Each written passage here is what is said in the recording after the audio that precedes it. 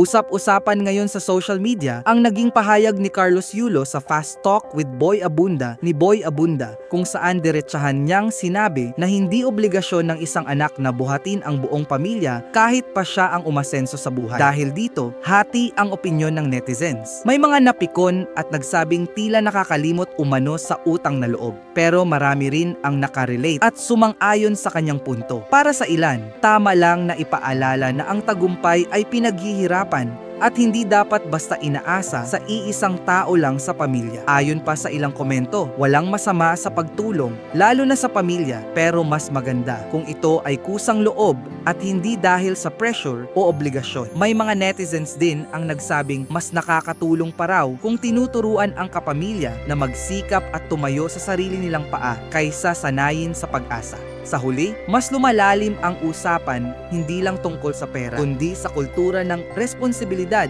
at utang na loob sa pamilyang Pilipino. Ikaw, ano ang masasabi mo? Dapat ba talagang damay lahat kapag may umangat o may limitasyon din? At kung gusto ninyo ng mga balita at trending na usapin sa social media, huwag kalimutang i-follow at i-like ang aming Facebook page para lagi kayong updated. Salamat po!